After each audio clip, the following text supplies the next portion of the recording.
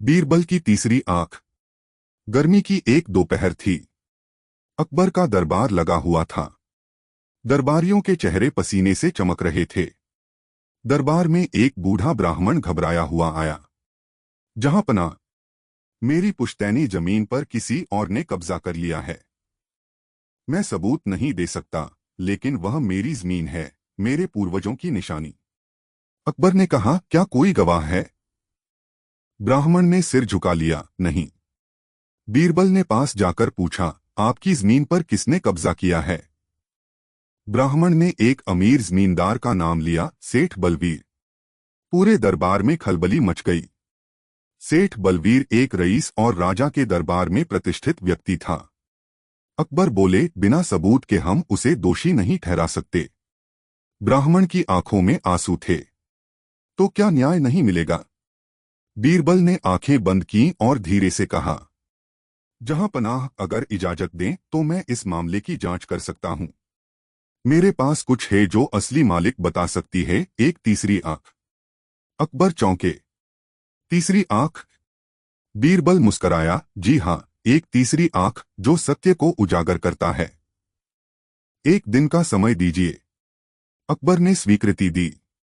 बीरबल ने सेठ बलवीर को बुलवाया और कहा, सेठ जी, कल सुबह आपकी और ब्राह्मण की परीक्षा ली जाएगी हमारी तीसरी आंख से।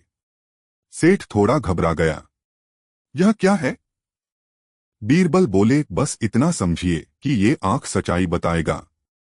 सेठ ने गले से पसीना पोंछा और सिर हिला दिया। बीरबल ने कहा, आपकी परीक्षा के लिए बस आपको उस जमीन पर ले जाना होगा।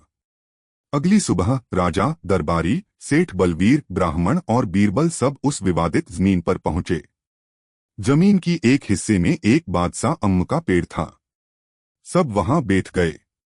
बीरबल ने अपना थैली से एक कपड़े से ढाका हुआ गोल पेंडू जैसा कुछ निकले और बोले, उस पेड़ की पीछे जाकर दोनों दावेदार को एक एक करके ये जादुई आंख को हथेली में पकड़ के धीरे से ये बोलना पड़ेगा कि मैं चोर नहीं हूं। और फिर ये जादुई आंख बताएगा जमी किसकी है। एक एक करके ब्राह्मण और सेठ गए। अब बीरबल ने दोनों को सामने खड़ा किए और बोले, अपना हथेली दिखाओ। बीरबल दो दावेदारों की हथेली देखे और तुरंत बोले, सेठ बलवीर दोषी हैं। अकबर चौंक गए, पर कैसे? बीरबल मुस्कराए, बस इतना देखिए, सेठ बलवीर की हथेली एकदम साफ है, जबकि ब्राह्मण की हथेली पर मिट्टी लगी हुई है। इसका मतलब है कि ब्राह्मण ने वो तीसरी आंख को हाथ में पकड़ा था, जबकि सेठ बलवीर ने उसे छुआ तक नहीं। जहांपनाह, ये तीसरी आंख कुछ नहीं है, बस कुछ मिट्टी और तेल की मिश्रण जो एक कपड़े में है। अगर सेठ सच्चा मालिक होता तो वो बिना डरे तीसरी आंख को अपने हथेली में लेता, पर उसके मन में डर था, इसलिए वो बिना छुए चला आया। अकबर ने आदेश दिया कि जमीन ब्राह्मण को वापस दी जाए। अकबर हंस पड़े, तो तुमने उनकी नीयत पढ़ ली, तीसरी आंख से नहीं, समझ से। बीरबल ने झुककर कहा, जहांपनाह, असली तीसरी आंख दिमाग में होती है।